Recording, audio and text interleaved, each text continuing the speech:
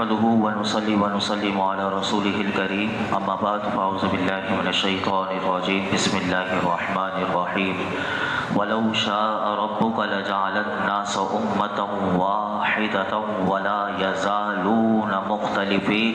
إلا من رحم ربك ولذلك خلقهم وتمت كلمة ربك لأملأن جهنم من الجنة والناس أجمعين۔ اور اگر تمہارا رب چاہتا تو سب آدمیوں کو ایک ہی امت بنا دیتا اور لوگ ہمیشہ اختلاف میں رہیں گے، البتہ جن پر تمہارے رب نے رحم کیا اور اللہ نے انہیں اسی کے لیے پیدا فرمایا ہے،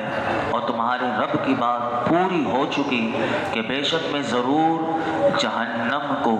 جنوں اور انسانوں سے ملا کر بھر دوں گا۔ اس آیت مبارکہ میں اللہ رب العالمین نے ارشاد فرمایا کہ اگر تمہارا رب چاہتا تو سب آدمیوں کو ایک ہی امت بنا دیتا اور یوں سب کا ایک ہی دین ہوتا،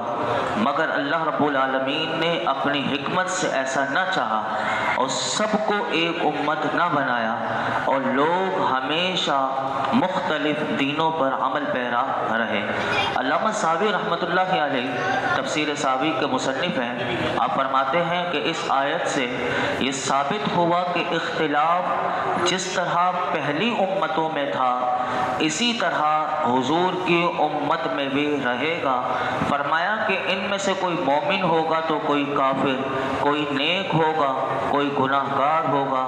اسی لیے حدیث پاک میں فرمایا کہ یہودی جو تھے وہ 71 فرقوں میں تقسیم ہو گئے، اور فرمایا میرے آقا علیہ الصلوۃ والسلام نے کہ عن قریب تم 73 فرقوں میں بڑھ جاؤ گے، اور ان میں سے 72 فرقے جہنم میں جائیں گے اور ایک جنت میں جائے گا، اور وہ ایک جنتی فرقہ وہ اہل سنت و جماعت ہے کہ جو 1400 سال سے جن کا ایک ہی طریقہ، جو صحابہ کا طریقہ، جو تابعین کا طریقہ، جو اولیاء صالحین کا طریقہ ہے، وہ اہل سنت و جماعت میں آپ دیکھ لیجئے وہ ایک ہی طریقہ ہے، اور علماء نے اس کو لکھا اور فرمایا کہ الا من رحم ربک، کہ البتہ جن پر تمہارے رب نے رحم کیا۔ تو اس آیت کا خلاصہ یہ ہے کہ البتہ وہ لوگ کہ جن پر تمہارے رب نے رحم کیا انہیں اختلاف سے بچا لیا، اور وہ دین حق پر متفق رہیں گے اور اس میں اختلاف نہ کریں گے، اور اللہ نے لوگ اسی لیے پیدا کیے کہ وہ اختلاف والے اختلاف کے لیے اور رحمت والے اتفاق کے لیے پیدا کیے، اور تمہارے رب کی بات فرمایا کہ پوری ہو چکی اور کہ وہ جہنم کو تمام کافر جنوں اور انسانوں سے بھر دے گا۔ یہ بات یہاں پر اس آیت میں بتائی گئی۔ آگے ارشاد فرمایا سورہ ہود کی آیت نمبر 120 میں ارشاد فرمایا وَكُلًّا نَقُصُّ عَلَيْكَ مِنْ أَنْبَاءِ الرُّسُلِ مَا نُثَبِّتُ بِهِ فُؤَادَكَ وَجَاءَكَ فِي هَٰذِهِ الْحَقُّ وَمَوْعِظَةٌ وَذِكْرَىٰ لِلْمُؤْمِنِينَ، اور رسولوں کی خبروں میں سے ہم تمہیں سناتے ہیں جن سے تمہارے دل کو قوت دیں، اور اس صورت میں تمہارے پاس حق آیا اور مسلمانوں کے لیے واعظ و نصیحت آئی۔ اس آیت میں اللہ رب العالمین نے فرمایا کہ محبوب ہم تمہیں رسولوں کی خبریں، جو سورہ ہود میں آپ نے سنی کہ 7 نبیوں کے پوری امتوں کے تذکرے وغیرہ سب اللہ رب العالمین نے اپنے محبوب سے فرمایا کہ ہم تمہیں رسولوں کی خبریں اور جو کچھ انہیں اپنی امتوں سے پیش آیا سناتے ہیں، تاکہ اس کے ذریعے ہم آپ کا دل مضبوط کریں، اور اس طرح انبیاء کے حالات اور ان کی امتوں کے سلوک کو دیکھ کر محبوب اگر آپ کی قوم اگر آپ کو تکلیف دے، ایذا دے، تو آپ کے لیے برداشت کرنا اور صبر کرنا آسان ہو جائے، اس لیے ہم آپ کو بیان کرتے ہیں۔ تو یہاں سے علماء کہتے ہیں اس آیت سے یہ پتہ چلا کہ اللہ والوں کے ذکر سے دلوں کو چین نصیب ہوتا ہے، کہ اللہ والوں کا ذکر جب سنا جاتا ہے تو اس سے دلوں کو چین ملتا ہے، اور انسان اپنی زندگی میں رونما ہونے والے طرح طرح کے اس کو واقعات ہوتے ہیں، حادثات کی وجہ سے بسا اوقات انسان اتنا مایوس ہو جاتا ہے کہ حتیٰ کہ اس مایوسی میں اگر کبھی اسے کوئی خوشی بھی نصیب ہوتی ہے تو اس کے دل میں جو خوشی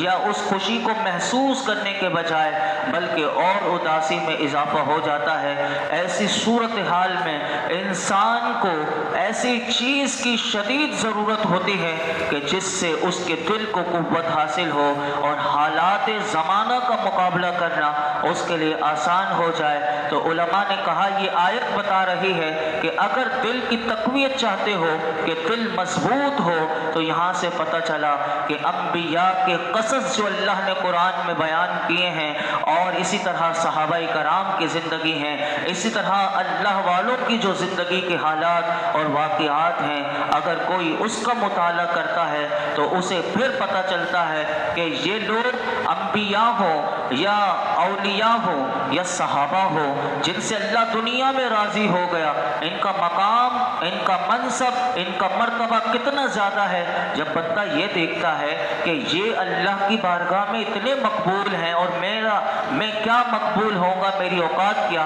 لیکن یہ تو اتنے مقبول ہیں، ان کا مقام اور مرتبہ دیکھتا ہے اور پھر جب ان کی حالات زندگی کو پڑھتا ہے تو پھر اسے پتہ چلتا ہے کہ ان پر اتنی مصیبتیں، اتنی مشکلات انہیں سامنا کرنا پڑا، اور اس کے مقابلے میں انہوں نے کیا کیا، انہوں نے اپنے صبر و تحمل کو دکھایا اور انہوں نے دکھایا کہ اللہ کی رضا پر کیسے راضی رہا جاتا ہے۔ تو یہ واقعات، یہ بیان جو کیے جاتے ہیں، اس کا مقصد یہ ہوتا ہے کہ بندہ ان کو پڑھے، اس میں غور کرے، جب غور و فکر کرے گا تو اس کے دل کو تسکین حاصل ہوگی اور اسے بھی مصائب کا اور آلات کا سامنا کرنے میں دل کی قوت، کیونکہ یہ دل جو ہے نا یہ بڑا کمزور ہوتا ہے۔ اللہ نہ کرے کسی کا کاروبار چلتا ہوا اس کو جھٹکا لگتا ہے تو کئی لوگ یہ دل کا یہ برداشت نہیں کر پاتے، کسی کی نوکری چھوٹ جاتی ہے کسی کے ساتھ، تو یہ دل کی مضبوطی اگر نہ ہو تو پھر بندہ اس دنیا سے ہی چلا جاتا ہے، یعنی اتنی ہار مان جاتا ہے، اتنا مایوس ہو جاتا ہے۔ جب ان کی زندگی کو پڑھے گا تو قرآن بتاتا ہے کہ وہ ذہنی طور پر بھی اتنا اپنے آپ کو وہ پرسکون محسوس کرے گا اور اسے پتہ چلے گا کہ اللہ والوں پر تو کیا کیا، اللہ کے محبوبین پر، اور سب سے بڑھ کر جن کی ہم امت میں ہیں، میرے آقا فرماتے ہیں دین میں سب سے زیادہ مجھے ستایا گیا۔ تو آپ اندازہ لگائیں میرے آقا علیہ الصلوۃ والسلام جن کے لیے اللہ نے کائنات کو سجایا ہے، ان کو بھی طائف کے میدان میں پتھر مارے گئے ہیں اور میرے آقا نے پھر بھی ان کے لیے بد دعا نہیں کی۔ میرے آقا پھر بھی جانتے تھے کہ ان کی نسلوں میں سے ایسے لوگ پیدا ہوں گے کہ جو مجھ پر ایمان لائیں گے، تو ہمیں کتنا، یعنی یہ قرآن یہ پیغام دے رہا ہے کہ تم قرآن کو پڑھو تو تمہارا دلی سکون بھی ملے گا اور ذہنی سکون بھی ملے گا۔ اور اس آیت میں اللہ نے یہ بھی فرمایا کہ اس صورت میں، سورہ ہود میں تمہارے پاس حق آیا۔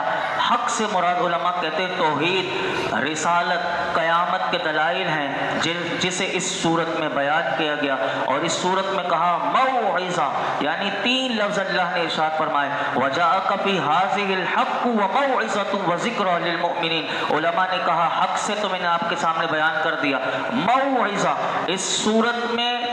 نصیحت حاصل کرنے والوں کے لیے بہت بڑا پیغام ہے سورہ ہود میں، کہ جو سابقہ امتوں کی ہلاکت کا وہ اگر پڑھیں اور اپنے آپ کو اس سے بچائیں تو یہ سورت ان کے لیے بہت بڑی نصیحت ہے۔ اور قرآن کہتا ہے وَذِكْرَىٰ لِلْمُؤْمِنِينَ، کہ یہ سورت جو ہے کہ ان لوگوں کے لیے کہ جو مسلمان سابقہ امتوں پر نازل ہونے والے عذاب کا سن کر اس سے عبرت حاصل کریں اور اللہ کی بارگاہ میں اپنے گناہوں سے توبہ کریں۔ اور مسلمانوں کا خاص طور پر اللہ نے نام اس لیے ذکر کیا کہ انبیاء کے واقعات سن کر صرف مسلمان ہی نصیحت حاصل کر سکتے ہیں، کافر نصیحت حاصل نہیں کر سکتے۔ تو پتہ چلا کہ مسلمان کا دل ہی اللہ نے ایسا بنایا کہ اگر وہ قرآن سنے تو اس کے قرآن کا اثر اس کے اوپر ہوتا ہے۔ اللہ رب العالمین اس قرآن کا اثر ہمیں نصیب فرمائے۔ آگے ارشاد فرمایا وَقُلْ لِلَّذِينَ لَا يُؤْمِنُونَ اعْمَلُوا عَلَىٰ مَكَانَتِكُمْ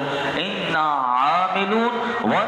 इंतज़िरू इन्ना मुंतज़िरून, और तुम ईमान न लाने वालों से फरमाओ तुम अपनी जगह काम किए जाओ, हम अपना काम करते हैं और तुम इंतज़ार करो, बेशक हम भी मुंतज़िर हैं। इस आयत में उलमा कहते हैं कि वईद भी है और गज़ब का भी इजहार है। वो इस तरह की आयत का खुलासा ये है कि हबीब आप ईमान न लाने वालों से फरमा दे कि जो काम तुम कर रहे हो किए जाओ, अन करीब तुम्हें उसका अंजाम भी पता चल जाएगा। और हमें हमारे रब ने जिस काम का हुक्म दिया है हम वो करते हैं। वंतज़िरू तुम इंतज़ार करो, और तुम इसका इंतज़ार करो कि जिसका तुमसे शैतान ने वादा किया है, जो क्योंकि शैतान ने खुशनुमा बनाकर उनके बुतों को उनके सामने रख दिया, तो कहा जिसका शैतान ने तुमसे वादा किया है तुम उसका इंतज़ार करो, हम भी उसके मुंतज़िर हैं जो तुम पर लाजिम होगा, और यानी दुनिया और आखिरत में अल्लाह की नाराज़गी और उसका अज़ाब,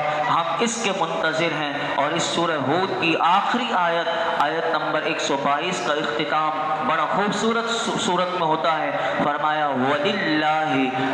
गैबुस समावाति वल अर्दि व इलैहि युरजउल अम्रु कुल्लुहु फअबुदहु व तवक्कल अलैहि वमा रब्बुका बिगाफिलिन अम्मा तअमलून। और आसमानों और गैब अल्लाह ही के लिए है और उसी की तरफ हर काम लौटाया जाता है, तो उसकी इबादत करो और उस पर भरोसा रखो, और तुम्हारा रब तुम्हारे कामों से गाफिल नहीं। यानी तमाम चीज़ें चाहे वो खुफिया हो या ज़ाहिर हो, मौजूद हो या ना मौजूद हो, मादूम हो, याद रखो कि सब अल्लाह के इल्म में है। अलगर्ज़ ज़मीन और आसमान की कोई चीज़ जो है वो अल्लाह से पोशीदा नहीं, और दुनिया और आखिरत में मखलूक का हर काम उसी की तरफ लौटता है। तो जिसकी ये शान हो तो फरमाया वही इबादत का मुस्तहिक है, उसके सिवा कोई इबादत के लायक नहीं, लिहाजा तुम उसकी इबादत करो, इसके अलावा किसी और की इबादत में मशगूल ना हो, और अपने तमाम मामलात में उसी पर भरोसा करो क्योंकि वो तुम्हें काफ़ी है। और ए हबीब आपका रब बंदों के तमाम आमाल से खबरदार है, कोई अमल उससे छुपा हुआ नहीं। वो नेक बंदों को कल क़यामत के दिन उनकी नेकियों का सवाब भी देगा और गुनाहगारों को उनके गुनाहों की सज़ा देगा। कितना बड़ा पैगाम है। अगर इस बंदा इसी आयत में गौर कर ले कि इबादत का हुक्म दे दिया कि जिस रब की शान ये है कि जिससे कोई चीज़ पोशीदा नहीं, फिर बंदे को चाहिए कि वो उसकी इबादत करे। और फिर अगले नंबर पर स्टेप में मामलात आते हैं। मामलात में बंदा डरता है कि मेरे साथ क्या होगा, मेरे साथ कोई ये कर देगा, तो कहा घबराने की ज़रूरत नहीं, तुम जिस पर भरोसा करते हो तो याद रखो वो तो सब कुछ जानता है, वो तो दिलों के हाल को भी जानता है। तो तुम किसी से भी घबराना नहीं, तुम्हें डरना है तो अल्लाह से डरना है, और अपने तमाम मामलात उस रब के सुपुर्द कर दो, फिर वो तुम्हारे लिए कैसा काफ़ी हो जाएगा।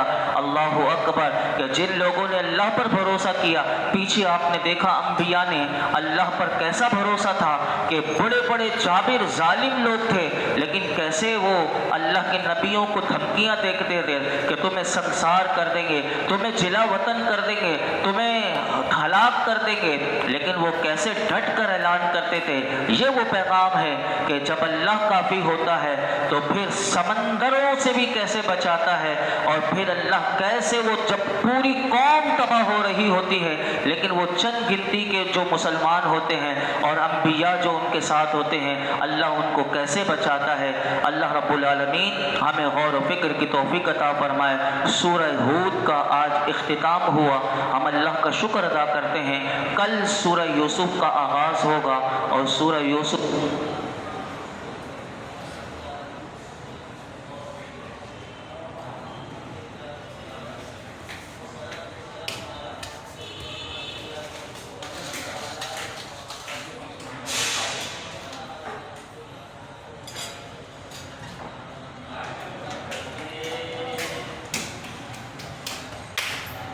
मकबूल फरमा, हम सब नमाज़ी शब्द नमाज़ी बरकत कबूल फरमा या रब्बल आलमीन या अरहमर राहिमीन। मैं हम सबको कुरान हकीम का कदर हकीम का फैज़ान हम सबको नसीब फरमा। یا رب العالمین یا ارحم الراحمین ہم سب کو قرآن حکیم میں غور و فکر کی توفیق عطا فرما۔ سورہ ہود کے جو مولا کریم مضامین کو ہم نے سنا، مولا کریم جو کچھ ہمیں یاد ہے، مولا کریم ہمیں اسے یاد رکھنے اور اپنی زندگیوں میں ان تمام بدعمالیوں سے ہمیں بچنے کی توفیق عطا فرما۔ یا اللہ ہمیں ایسا بنا دے کہ تجھے و تیرے محبوب کو پسند آ جائیں۔ میرے مولا ہمیں گناہوں سے پاک کر دے، ہمیں گناہوں سے بچنے والا بنا دے، ہماری بے حساب مغفرت فرما، ہمارے والدین کی مغفرت فرما، میرے آقا کی تمام امت کی مغفرت فرما۔ اس درس قرآن میں یہ جتنے حاضرین موجود ہیں اللہ جس کے دل میں جو مراد ہو پوری فرما۔ وصلی اللہ تعالی علی خیر خلقہ محمد وعلی آلہ وصحبہ